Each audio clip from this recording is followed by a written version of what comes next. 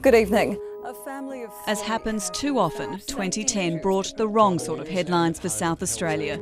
2 elderly women killed in their own homes, a grown man jailed for seducing and murdering a teenage girl, revelations from within the House of Horrors, and an entire family slaughtered in a small country town. Surrounded by support, their son and brother Christopher sat heartbroken. Not far from Kapunda, the end of the year is bleak in Stockport too. The surge tore through bitumen and sent 2 metres of water into homes.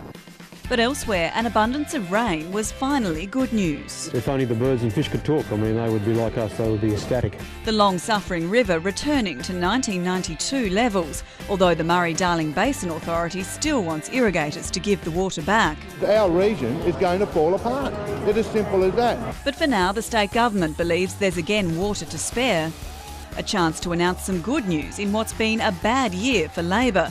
The Premier's assault case began the year, the Deputy Premier's ended it. Colleagues say there's nothing inappropriate with the Deputy Premier walking city streets alone after a long night out. And then there was everything in between, an apology to Parliament. And we did not mislead people into the election. A brutal budget. And the Puglia affair. We need a complete audit of all expenditures in Puglia. Who would have thought they'd only just been re-elected?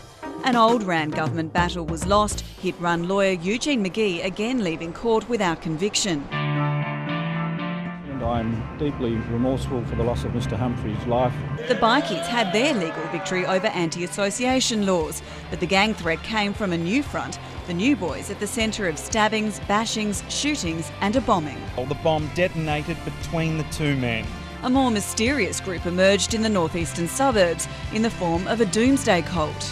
It's basically another Waco in the brewing. For legitimate religion, though, 2010 brought unprecedented celebration. It's just a wonderful thing for Penola and Australia and for all denominations. The heavens smiling on the town devastated just weeks before. An Adelaide girl returned home triumphant. These are my old local shops. While a member of one of the state's best-known families flew the nest. I can't even read that part, it's too hard. A murder of crows hanging up their boots. 15 years is a long time. The next generation, though, will get to play in a new stadium.